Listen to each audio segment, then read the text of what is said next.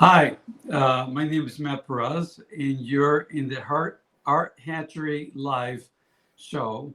Well, it's a podcast. So I don't know if it's a show or not, but we're going to be talking to Jennifer Johnson, and my partner Jose Leal is so always in the little windows. There you go.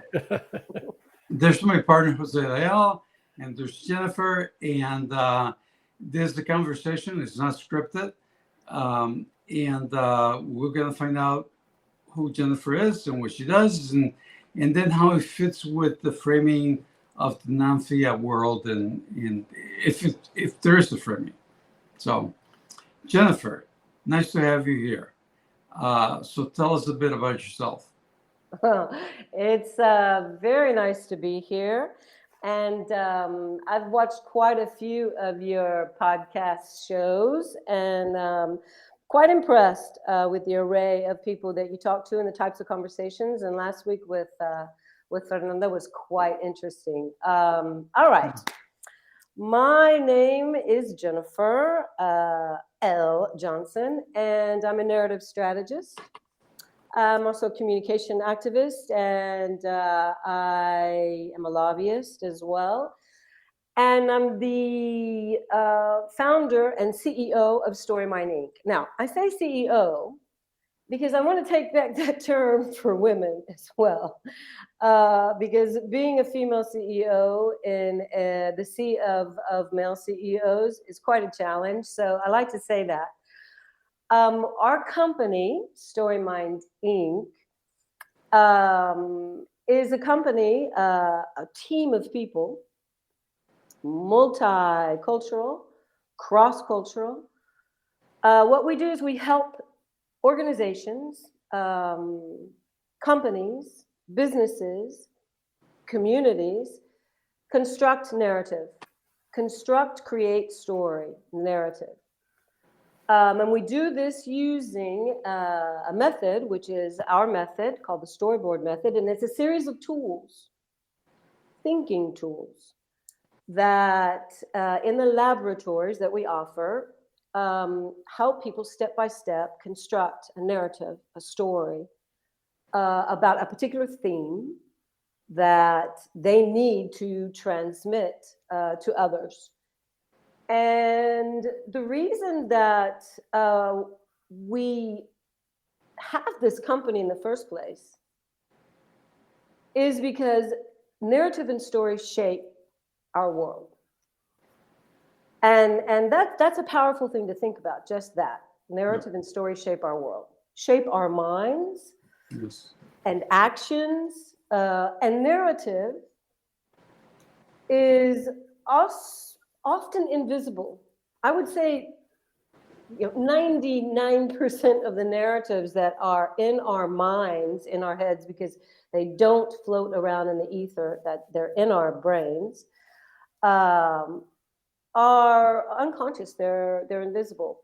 So one of the radical, to use your name, one of the radical qualities of our organization and what we do is that we also help make narratives visible. When we teach people how to, or co-create with people their narratives, their stories, we're also helping them see that narrative exists and make visible the narratives that are around them or in their heads, and maybe they're in the side of the company and inside of society, inside of their home, inside of their community.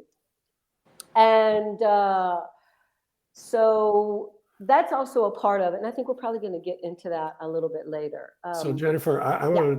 want to pause you right there, because Please do. what you've just described for me makes all the sense in the world. I wonder how you got there.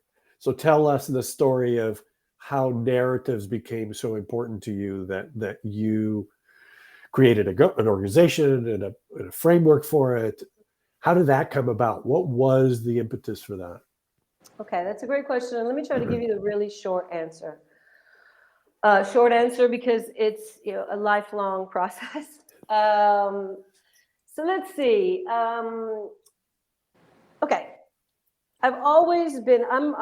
Was born in Texas. I now live in Barcelona. That's where I live and love and work from Barcelona. Born in the United States in Texas, and I've always been very attracted to discourse, to language, to text. And when I wrote my thesis in university, analyzing fascist propaganda and applying it to some of the presidential discourses that were being emitted at the time. And just very naturally and organically started analyzing discourse around me. I wasn't using the word narrative then. And at that time, HIV, AIDS started becoming a worldwide epidemic, and I moved to Barcelona, and I saw, and I've been, well, let's say I was sort of born an activist. Yeah, I think that. And you probably ask, if I asked my parents, you know, they would probably say, yeah, oh God, you know, when she was 2 years old, she didn't stop asking questions and why. So I became very involved in the HIV/AIDS epidemic as an activist because there was a lot of things that were not helping people, and hundreds of thousands of people were dying. And I saw very quickly that the story that was being told about HIV/AIDS in that time, you know, we're talking like 25, 30 years ago, that time was full of stigma, and it was the wrong story, and it was not going to help people to heal, to live. It was going to actually probably cause them more difficulty and even death.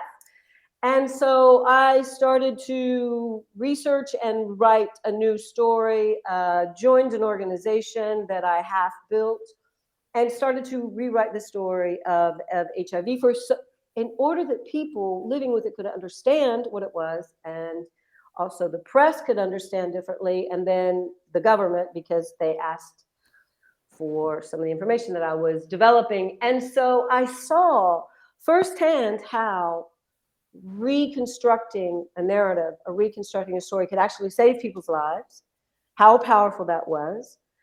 And then I went to work in the United States again as a lobbyist, and I did the same thing as a lobbyist for health legislation. And again, to help pass a $2 billion legislation package of discretionary funding. George Bush was president, wasn't exactly a friend of public healthcare spending.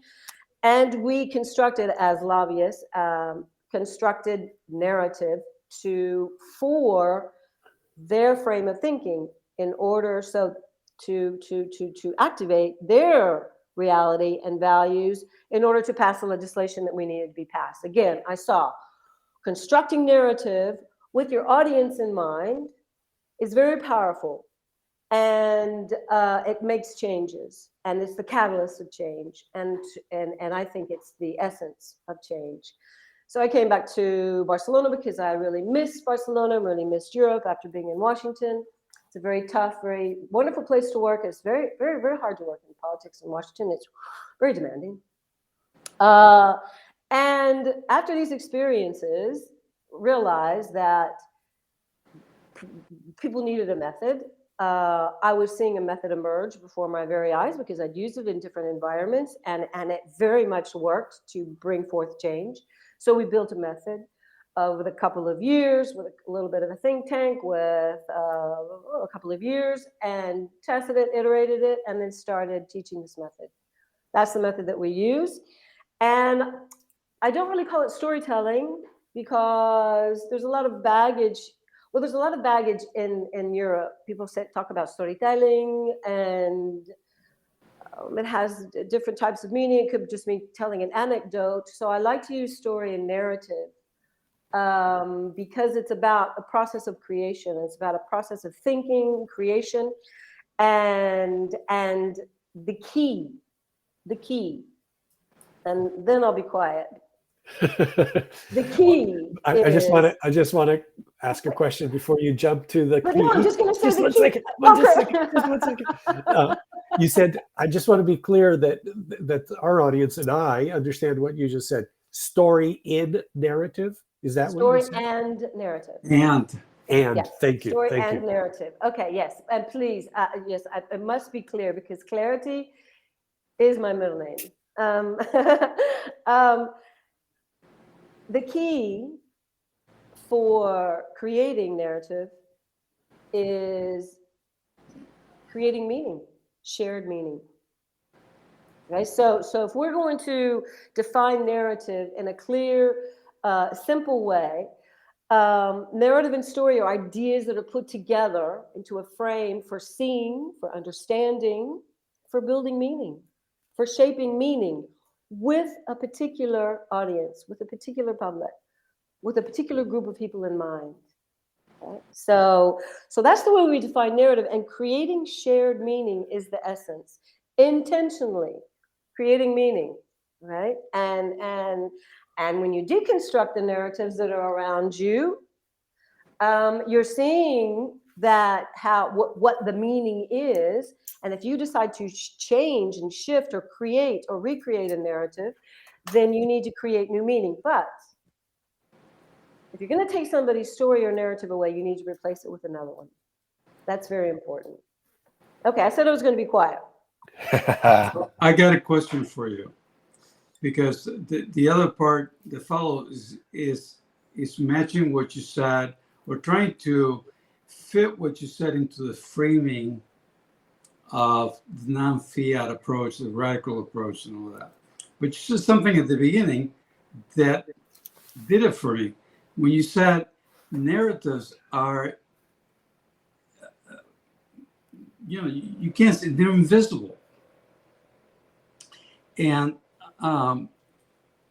what we claim is that the fiat environment, the environment that we live in, is invisible. It's a huge narrative. Everything has to do with that. So that's one aspect of it. The other thing you just mentioned again about the shared meaning.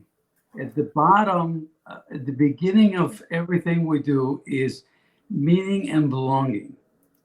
Those are two things. And so shared meaning is very important. Belonging is very important. So how do we make the fiat environment visible to people? I mean, we use this gadget to I got my glasses on. We use this gadget to kind of get the idea across that you walk around like this, and then you lift it, and it looks different, and all that stuff. But it's fun, and the glasses are actually cool, and all that stuff. But it doesn't quite do the trick. So how do you make something that's invisible visible? Okay, it's a great question, and I love your glasses, and I think it's a great metaphor. If you give me your address, I'll send you a pair. No, don't say that if you don't mean it, because I love glasses, man. I walk around with those in Barcelona and be the coolest. I can just see. He will send you a pair. I'm so excited. Okay, great. All right. So good question. All right, there's a couple of ways to approach this question. Is that one way of making narrative visible is, first of all, by talking about narrative and letting people know and helping them see, which is one of the things that I do as an educator, as an activist, as a professional, is to help people recognize and realize that the way their behavior, the decisions that they make, the way they would see themselves, the way they interact in the environments around them, have to do with the stories that are in their heads that circulate in society, but they are inside of our minds. As one of George Lakoff is one of my dear teachers. He's a cognitive linguist, and he says ideas don't live in the air. They're not floating in the air. They are neurocircuits inside of your head. And when you understand that, you can also address that when you're helping people to understand new ideas. So that's one thing, is just becoming conscious by speaking about narrative and just sort of like giving that word and a visibility. Another way Okay. to make the narratives to show the invisibility or make them visible is to start creating new ones that you want to use to replace or to shed light on the ones that are powerful and invisible. Now that is what I do with people and organizations every day. And sometimes it's for a company, a large company. Sometimes it's for a small company. Sometimes it's for an NGO. Sometimes it's for a foundation. Sometimes it's for a community. Sometimes it's for a group of activists. Okay, work across the board with lots of different, because they're people. They're people working in teams.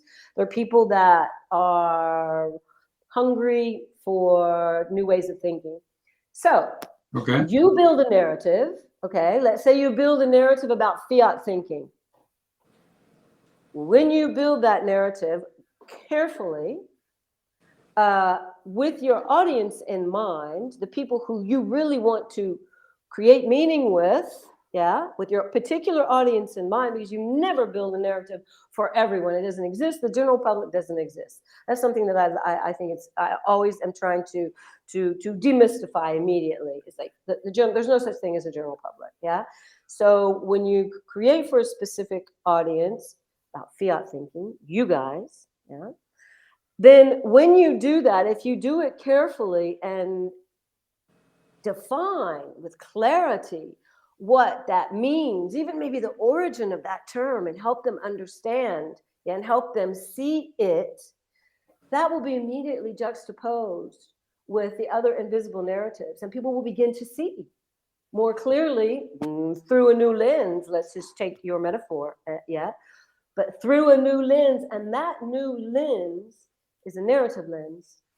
And that narrative lens allows people then to see more clearly, oh, I never thought about that, or I never even thought about, let's say, fiat. I think it's fascinating. And I had to look up all this information about fiat because I was feeling a little bit, I don't know, unintelligent or something, because I couldn't quite understand it. And I did a whole bunch of research on it, and I read it, and I'm fascinated by the term.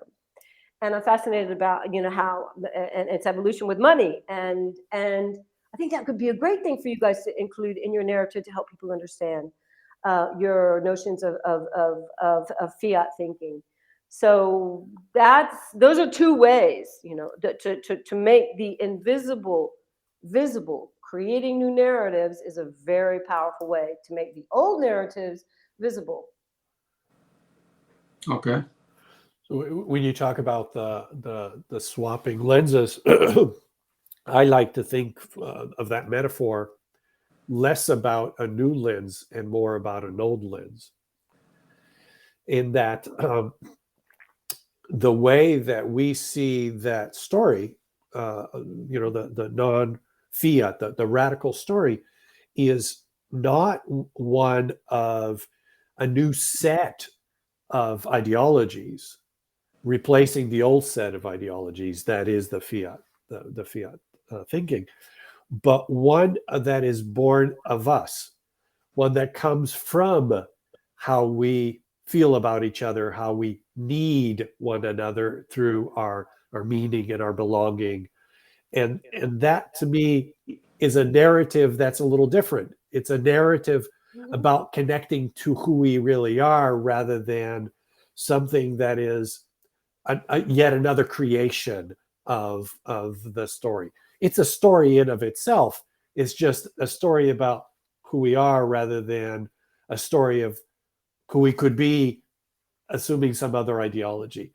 Does that make sense to you? Do you see where I'm trying to go there? Yeah, that makes perfect sense. And I think that one of the things you're saying, I think it's interesting what you say is, if I'm understanding it correctly, is that, okay, one of the narratives, because I think you guys have different narratives. There's not just one, monolithic narrative that seems to be coming out of radical and the different things that you do, but different stories, different narratives. Yeah. One of them I see is that you want to ensure that it's not just reactionary, about, okay, I'm reacting to this system with, putting another system. Yeah, great. But the story that emerges, and I wouldn't shy away from the creation of a narrative that is about connection and about, as you say, who we are and what we value as human beings and how to manifest that. And I wouldn't shy away because all narrative needs to be, all story needs to be intentionally created. Okay? We should never just, I say this as in a sort of a utilitarian way, like we should never just show up and talk. No, I think it's very important that we shape our ideas in a way that people can understand them, the people that we need to understand them. It's very important. Yeah. And so one of the things that we do as human beings, as communicators, is very often we communicate to people as if we were communicating to ourselves. I do it. Yeah. It's very common. Yeah. Yeah. When you intentionally create something like, let's say, one of those stories and narratives that you guys are very much involved in, yeah, I mean, you inhabit beautifully, and also through your actions, that consciously creating the words, yeah, and the metaphors to communicate to people about that, I think is absolutely necessary and very important in this sort of revolution of meaning. And then another one could be maybe more juxtaposed with the current system if you want to actually talk about fiat thinking, because you are drawing from a current system. So I think that could be a very interesting narrative to, I mean, you all have been working on this for a long time, but to keep on working and to keep on refining and to keep on helping people understand, because your fiat metaphor is very powerful. And the more you help people understand that and to be able to use it themselves and even know the origin of that, I think is great, important. And it juxtaposes itself very naturally with the current system. And so I think that's fine too. So I think you guys have several emerging narratives here that are very important. One Does that of make sense? it does, and thank you for that, because that adds a lot of clarity for me. One of the ways that I use the language that I often use when talking about what you've just described is framing. That we need to frame the conversation. We need to frame the story. We need to frame the way we engage with one another, because if we don't, we're not helping ourselves, and we're not helping connect the folks that we're trying to connect with or make meaning with. Another way of saying that is we don't have, when we often argue about who the audience is, it's not something that we thought about, with clarities, but go ahead. No, I mean, me go ahead, because that's Whichever. I'm sorry, Jose, did I cut you off? No, I wanted to finish that thought, because Right. the framing idea and the storyline idea and the narrative, I think they're all. I also love the work of George, and I think he describes it very well, which is every story we tell is really about touching upon other mental images we already have. It's about connecting these pre-existing things that are in our heads and being able to bring them forward, not so much about what we're telling people, but about reigniting the things that already pre-exist in our heads. And thus the reason knowing who the audience is so critical, because we're not telling our story. We're using words that connect to the story they already have to then build from that. Yes. Beautifully said. Absolutely beautifully said. If you decide to leave Radical, you can definitely come work on my team, because I think you would be a wonderful facilitator. That was wonderful. Okay, so let me just add to that, just to give some more nuance to that.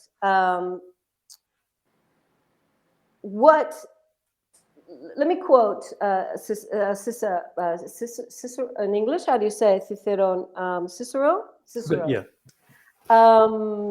Cicero said, if you want to persuade me, you must first think my thoughts, feel my feelings, and speak my words. Beautiful. So that's sort of pre-Lakoff there. What we want to do is we want to connect with the ideas, if you want to go into the neurocircuitry that is in people's brains that causes them to have a frame of ideas and then a worldview, we want to just stop for a moment and look at our audience and ask ourselves some questions about them. Okay, so going back, Matt, to what you were talking about is to your audience. I'll help you guys figure that out one day. You do a little bit of lab with me, and we'll look at your audience, because that's the first step of what we do and the method that we teach people. The very first step is looking at our audience and doing an audience map, where we ask ourselves questions about this audience, and we answer them, we look at them, we understand what are the resistances, what are the motivations they have with this theme, what are the problems they see, what are the things they say. And that activates what I like to call radical empathy, okay? And it's a very operative type of empathy.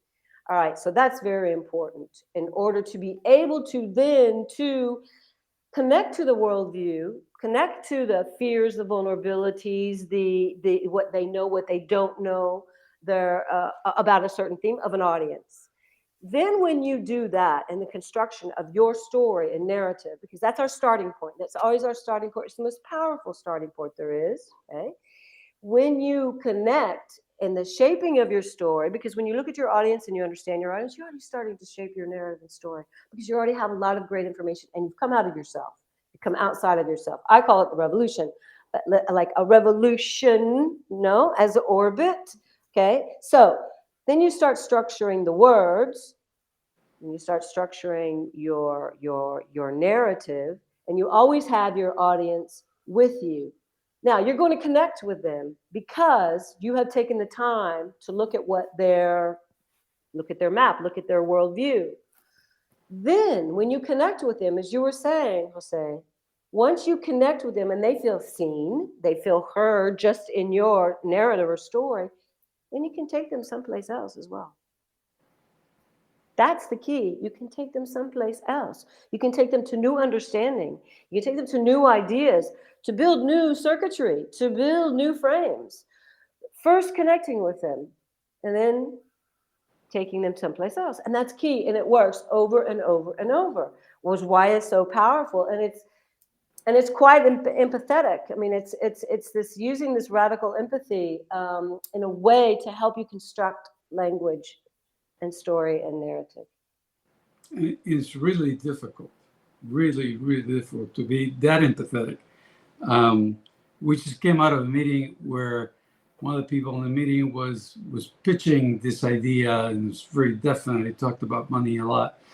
And I stayed quiet for a long time because I knew what was going to come out of my mouth was not going to be constructive. Mm-hmm. I thought I knew something about this fellow, but it wasn't helping. Mm-hmm. So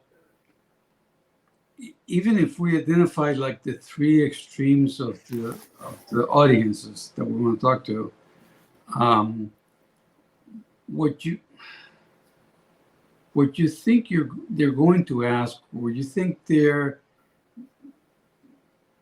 they feel, or the quote about the Cicero quote, you think by thoughts. Those thoughts, we don't know. Mm-hmm. We have to find somebody from that audience to tell us what is it that they're thinking of. And I'm thinking back at the $1 trillion you got out of the Bush administration for healthcare. That's ridiculous. So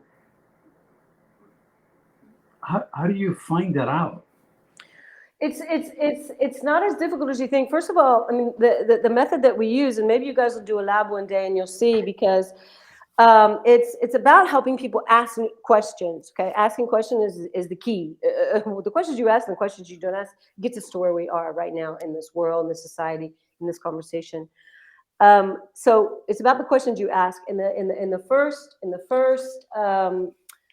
The the first tool, which I have here, for example, is we do it online as well, but I just happen to have paper copies. This is the audience map.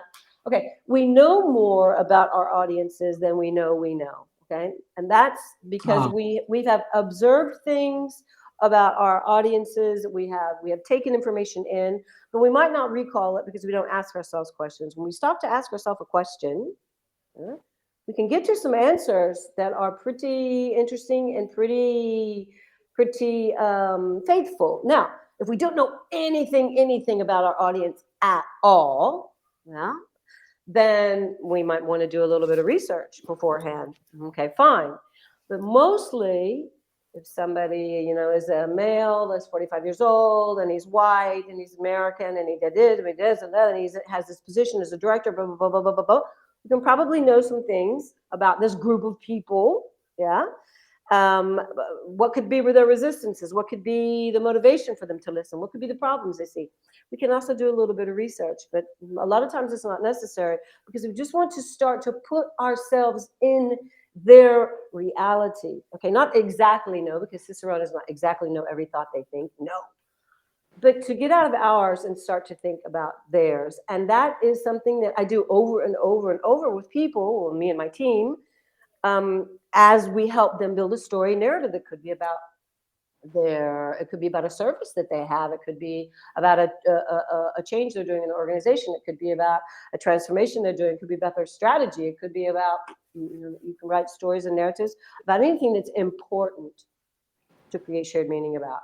And that's where we always start, yeah? And it's always the radical point of, okay, now we can start to frame, we can start to use a little bit of language. We know we can address some of the resistances that we have seen that we might have already. So answering your question, Matt, we don't know exactly what they would ask us, but we can start to address that because we've simply taken the time to ask ourselves new questions about them and map it out. Yeah. Okay.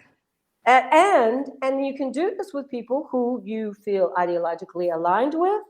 You can do this with groups of people that you don't feel any ideological alignment with. That's not the question. That's why we had so much success in Washington, I think, is because we're trying to align ourselves ideologically, my team of lobbyists, with the current administration's ideology. No, we were looking at it and saying, what can we say? What can be our argument fitting in to help them so they can resonate with this? Then we can take them where we need them to go. And it's not about, it doesn't have anything to do with, I don't know, it doesn't even have anything to do with liking people or inviting them over to dinner. It's about trying to understand something about that reality so you can communicate better with them according to their reality. Yeah. Make sense? Yeah, it does. That's a really powerful way to look at, because I think very often what we try to do is change people, right? The focus is often we say, oh, what we want to do is change them so they'll want to do this thing in this way. If we could just change them. And what I'm hearing you say is it's not about changing them. They are who they are. It's about reaching them where they're at. Beautifully said. Absolutely beautifully said. I'm probably going to quote you one day on that one, I have to say. So that was It's really nicely said. José Leal. That's the way. JoseLeal.com. Yeah, exactly. No, really, that was very nicely said. And if I could just take a moment to say, because you all decided to call this building the story from the inside, no? And I think it's beautiful that you all chose that as it's one of the things that we say in my organization. But you chose that, and it struck a chord with you, right? Right. Why does that strike a chord? I'd like to know, why does that sentence or phrase strike a chord with you guys? For me, the reason we called it radical was because we think that what's happening is that the world is moving away from external force, as a means of guiding where we go next as a society, as humanity, and moving towards us as the force that is doing that moving forward. And to do that is to recognize that the root of all of society is us. And radical means root. And so the inside is that us, right? And so for anything that we think that we're going to be doing as a transformation of the world, a movement towards something that is not bound to the inside, then we're just playing the same forward. We're playing the same game forward.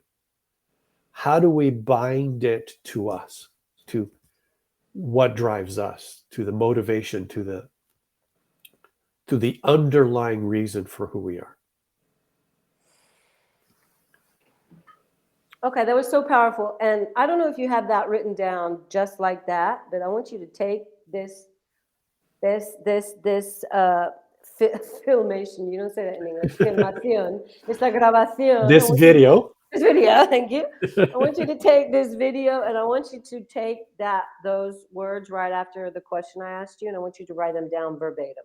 Okay, and that needs to be published just like that. It was absolutely beautiful, very beautiful. Okay, that is a very important piece of narrative. You probably got it written down somewhere before, but if you don't, great. And so you're answering the question about why you like so much building the story from the inside. Matt, Jose, like what is it about? I mean, I love the definition you just gave of radical, beautiful. But what about building the story from the inside strikes you?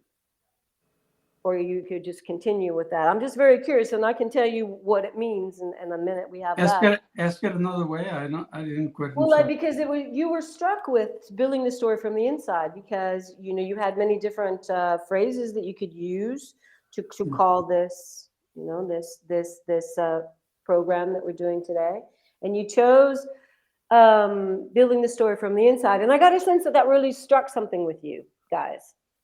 Well, it really vibrated with you. To in a sense repeat what Jose has said, not as beautifully, but I'll repeat it. The change is fundamental. It goes back to the root of what you are, the radix of what you are, and our society doesn't want us there. Okay. Doesn't at all want us there. So we're curious and playful and toss things around and want to throw sometimes tomatoes to the wrong things or whatever. Society doesn't want any of that. They want rules and they want boxes. And the smaller boxes, the better. So our thing was, you got to throw that shit out and start from where you're at. Okay. So you're seeing the inside as the inside of the person. That's beautiful too, because building a story from the inside is great because it's the inside of the person, but it's also the inside of an organization, the inside of a team. Meaning that when you build a story when you build a story for an organization or a group or a team or a company or a community, instead of handing it off to an ad agency, which ad agencies do great work, that's not the problem, but instead of handing it off to an ad agency, you start to construct with a team of people from the inside this story, and that makes it so much more powerful. And what it does is it transforms the people and empowers the people who are building it together. And if they are directors of a company, they're managers inside of a company, they're activists that are working on a particular issue, it's a neighborhood, they're doing some work on social justice, or it's a team of people who are in a startup, or it's your team of people at Radical. Right. People start to, first of all, they're building this narrative and story. They're guided by the tools, of course. Yeah, they're not in free fall. They're using the creativity. They're using some talents they might have that are being unlocked, or maybe they have been silenced for a while or sleeping. They ask questions together of themselves, yeah, the team, because they go through the tools. They have to ask themselves the questions, and that builds new types of thinking. So people, when they're building a story together or building a narrative together, it's a hugely empowering experience on different levels because they're doing new types of thinking together. They're asking themselves questions together. They're coming to answers together.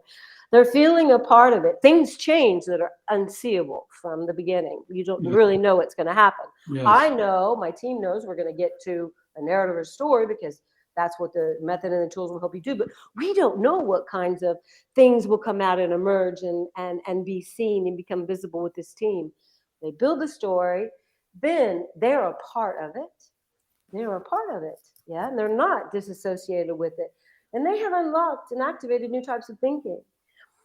And those new types of thinking and those questions that have been asked and that creativity that has been ignited and used and nourished will continue. After my team is gone, after the narrative or story has been built. And that's also something that I think, as an activist, I feel very happy about. I like working in a corporate environment for that reason as well, because I'm working with human beings, yeah, and they're activating new ways of thinking. And when they build a story together, a narrative together about a service, about something that they're doing in their business, about a strategy, sometimes it's the first time they've ever built anything together.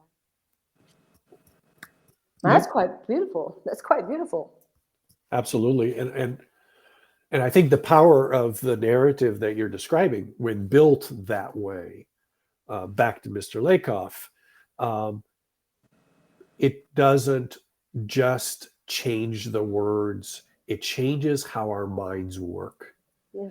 And Nice. when it changes it at that root level, again, back to root, when it changes it at that root level, we are now much more in sync because we share the same story, not just the words and just the ideas of practical, I'm going to do X and you're going to do Y. And I'm not sure why you're doing X and I'm not sure why you're doing Y, but we don't have a foundational story to support the work that we're doing. Exactly right. That's exactly right. And it's very well articulated. And I can tell that I can tell this comes from experience as well, because I know you both have an experience in the corporate world. And sometimes when people build a story together in the corporate world, and I work with big corporations, sometimes or smaller corporations, I know that the building of that narrative or story about a service or something, but because something happens in the way you just described it, sometimes it actually saves the organization from going under. It actually can save. It actually can bring new strength. No? Yep. Make sense? But at the same time, in a big organization, it doesn't have to be big. No. In an organization that's been built from the ground up to be fiat, those people that have never built anything together, now they build a story.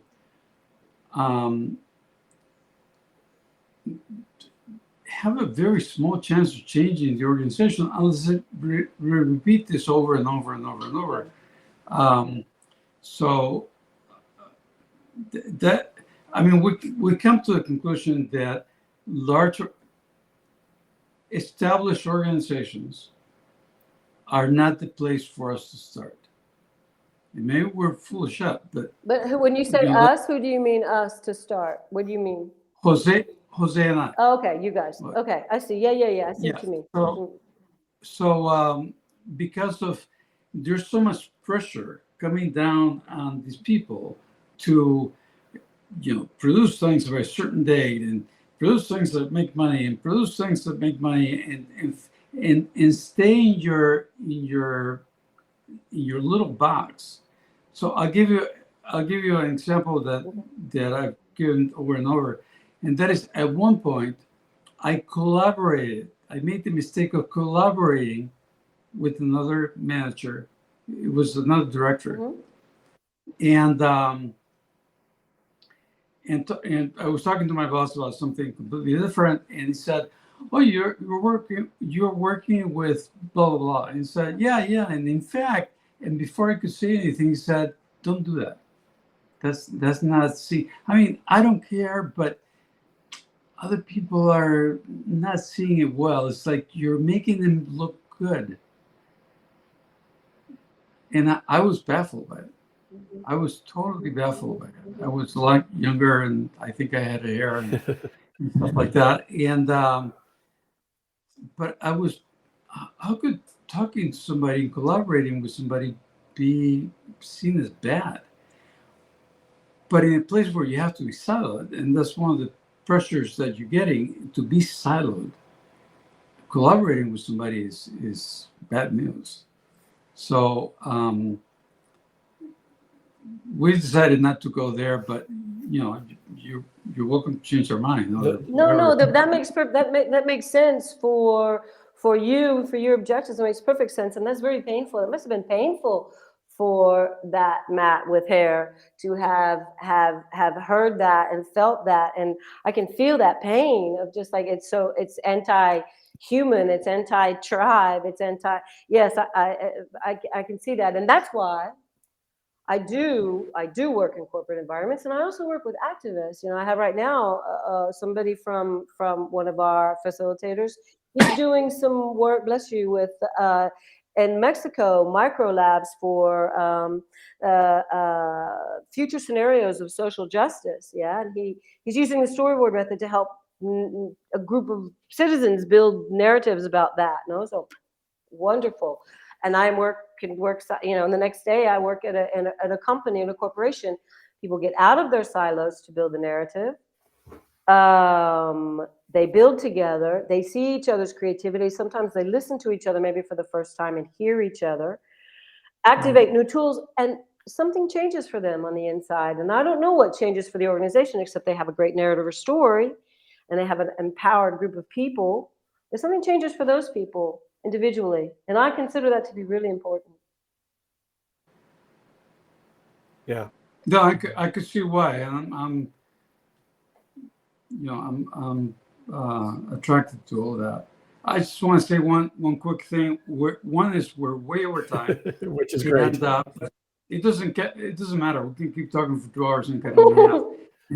And the other one is Ayomena, send me your address and I'll send you. Yeah, I was going to say, Yamina, you've got one if you send us your address. Yamina, we've spoken to her a few months ago, and she's a member of the tribe. So absolutely. I personally have one more question, Jennifer, and maybe we could think about wrapping it up. But the work that you do, the thing you've described, seems to me that it's what human nature, what humanity has been doing since the beginning of time. Yep. And it's talking about what's important to us, building meaning about that, and using that narrative, that story, to maintain the glue of the very fabric of our community. Yes. Yes. And I appreciate that you've turned it into a business. I appreciate that you've turned it into something that is approachable by folks today in our world as it is. But is it not already what you're doing is a fundamental part of humanity to start with?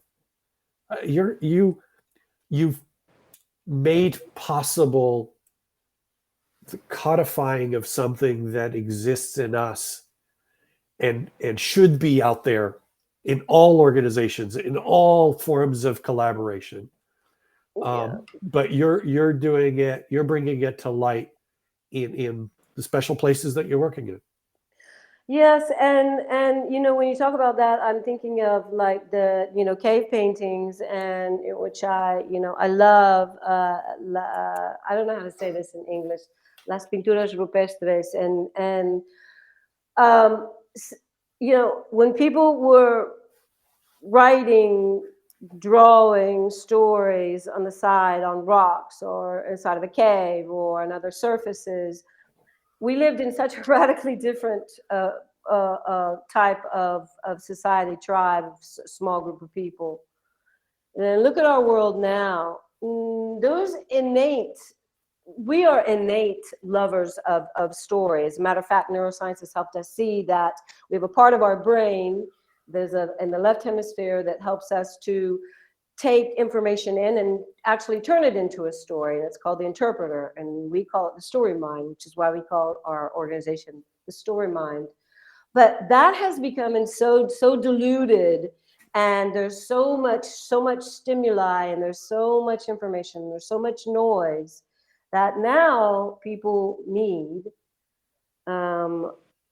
a way to be able to do this intentionally, to create shared meaning with a group of people, with intentionality and with a process. Because no longer can we go to a side of a rock and start to paint something, and a few of the people that we might live with, a group of 25 people, can see it and we can understand and we can show them. That's not our situation anymore.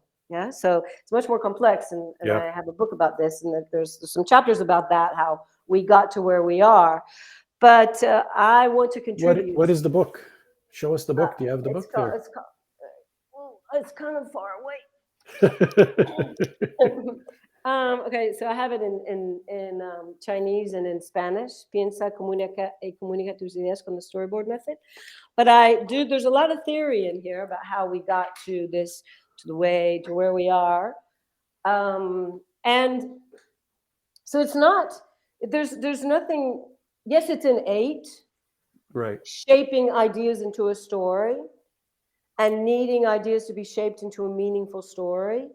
But creating them is not innate right now, and I want to give people that ability to do it intentionally. Beautiful. I truly have enjoyed this conversation. I think it's been very enlightening, and I think very helpful for us, but I think for everyone, because without stories, we can't move forward. And so, Jennifer, thank you so much for taking your time, the time you invested in researching whether this was worth doing, the time that you spent in understanding our gibberish, and the time you've taken today to sit with us for as long as you have. So thank you so much. And the time you take to make the invisible visible. Thank you. That's very important. Thank you. Very, very. Yeah. Thank you, and thank you all for your mission. This has been a great conversation. It's one of the best conversations I've had in a while. So I really appreciate that, and I appreciate your inquisitive minds. And I'll help you map your audience if you want. Just yes. Yeah. We want. Okay. We want. All right. Let's do it. All right. Awesome. So I get to announce next week's guest, and his name is Rohit Bagul, and he's with Case Point. There he is. And he's with Case Point, and the topic is shaping the future through agile people operations. Now, that's a nominal topic, but of course, we'll turn into how does it map into the non-fiat radical concept, and we've had some experience with Agile. We hope it's different. So looking forward to it, and thank you very much for everything you've done and what you're going to do for us and stuff like that. And next time I go to Spain, I'll make sure that I stop and visit. Please do. Please do. Thank you, Matt. Thank you, Jose. Thank you. Gracias, Jennifer. Muchas gracias. Adiós.